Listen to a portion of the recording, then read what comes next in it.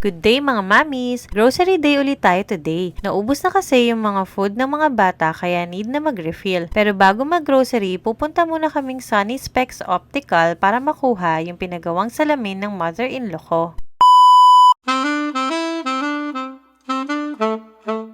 Una muna namin pinuntahan itong Sunny Specs Optical. Mga 3 weeks ago kasi, nagpasukat at nagpagawa ng bagong salamin yung mother-in-law ko. Nahihirapan na kasi doon sa luma niya. Bali may nag-advise kasi na pwede na ma-pick up today, kaya sinabay na namin sa lakad ngayon. Habang kinukuha ni Daddy yung glasses, nag-order muna ako ng maiinom. Sinubukan ko yung matcha flavored drinks nila dito at masarap siya. Pagkakuha ng salamin, dumiretso na kami sa hypermarket para bumili ng grocery namin. Pagpasok ng hypermarket, napansin agad ni Zia itong malaking chicken. Nung una, natatakot siya, pero nung nagtagal, niyakap-yakap at nagpa-picture pa. Aba, may kasama pang kiss. Char! Una muna namin kinuha itong paper towel. Last grocery kasi namin, hindi kami kumuha nito. Tapos, paubos na kasi yung stock sa bahay, kaya kukuha na kami ngayon. Sunod naman namin kinuha itong Baygon spray na odorless. Maulan kasi ngayon, tapos nagsisilabasan mga ipis. Bumili na rin ako ng garbage bags. Iba't ibang size na kinuha ko kasi iba't ibang size din yung basurahan namin sa bahay. Malapit na din pala maubos yung fabric conditioner namin. Bali itong Downy Antibac yung lagi namin kinukuha. Kapag ito kasi yung gamit namin, hindi nag-aamoy kulob yung mga damit namin. At syempre, kumuha na rin kami ng Tide powder. May mga damit kasi kaming mano-mano pa rin naming nilalabhan. Kumuha na rin kami ng cotton buds. Paubos na kasi yung stocks namin sa bahay. Sunod naman namin na itong conditioner para sa akin. Meron itong collagen para pretty pa rin yung hair ng mare nyo. Char! Dito naman tayo sa mga pangmeryenda at gatas ng mga bata. Bali malapit na maubos yung gatas nila Zia at Yuna, kaya kinuhanan ko na rin sila ng tag-isang box. Tapos itong cereals, ubos na kasi yung nasa bahay. Madalas yun kasi yung agahan nila Yuna at Zia. Kumuha na ako ng isang Coco Crunch at isang Kellogg cereals. Nagsama na rin ako ng fresh milk para sa mga cereals nila at syempre para din sa kape namin. Char! Ito rin palang Chucky mga mare, paubos na kaya kumuha na rin kami. Umiinom din kasi nito ang lolo. Mahilig kasi sa mga pangbatang snacks ang papa ko. At syempre, partner niyan ay itong Oreo cookies. Hindi pwedeng hindi mawala ito sa grocery. Ito pa palang Skyflakes at Fita. Ito yung laging hawak na Yuna na biskwit. May sarili pang lalagyan. Sunod naman namin kinuha itong Nescafe Caramel Latte. Ito kasi yung tinitimpla namin kapag tinatamad akong gamitin yung coffee machine namin. Charot! Kumuha na rin ako ng isang fish cracker. Naalala ko kasi favorite ito ni Papa. Masarap ito kapag may sausawan na suka tapos pwedeng isabay sa kanin. Tapos syempre, alam na namin kung saan nakalagay yung mga Nutri-Star. Kaya kumuha ulit kami. Nutri-Star, Bacanaman, Char! Nakakita din kami ng clover chips dito. Namiss ko rin kasi yung lasa, kaya kumuha lang kami ng 3 piraso. Nag-request din pala si Zia ng roller coaster. Naaaliw kasi siya dito kasi ginagawa niyang singsing bago kainin. Aminin nyo, mga Mars, ginawa nyo rin naman yun dati nung mga bata pa kayo. Charot! Sunod naman namin kinuha itong Nissin Cup Noodles. Para naman uli ito kay Papa. Favorite niya kasi ito, lalo na yung bulalo flavor. Si Papa, yung tipong menudo yung ulam pero mas kakainin niya yung noodles or itlog.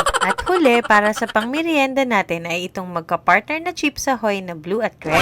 Nabanggit ko na sa last video namin na yung blue ay original at yung red is chewy. Dito naman tayo sa mga seasonings. 2 item lang yung kinuha namin dito. Una, itong kare-kare mix. Para kahit small serving lang, makapagluto kami ng kare-kare. Kapag kasi si mama ang nagluto ng original kare-kare, Diyos ko po, parang pang 2 pamilya yung kakain. Charot! Sunod naman ay patis. Hindi rin kami kumuha last grocery and paubos na yung nasa bahay. At dito naman tayo sa mga karne. Onti lang din yung kukunin namin kasi may natira pa nung nakaraan. Kumuha kami nitong 1 whole chicken, tapos kumuha kami nitong liempo, pork chop at sirloin. Kusa naman na kumuha si Zia ng mga Yakult nila. Tuwing grocery talaga, meron din kaming kinukuha na ganito. Kumuha na rin ako nitong cocktail na hotdog para sa mga kids. Ang panghuli naman natin ay ang mga dairy products. Kumuha ko nitong tokwa. Plano ko kasi magadobong kangkong na may tokwa. Nagutom ako bigla ah. Charot! Sunod naman itong fita bread. Minsan kasi gumagawa ako ng cheese quesadilla. Madali lang kasing gawin ito. Magpapalaman ka lang ng cheese tapos ilalagay mo lang sa oven or pwede din sa pan. After mag-grocery, napagod na si Zia kaya nagpakarga na. See you sa next video. Bye-bye!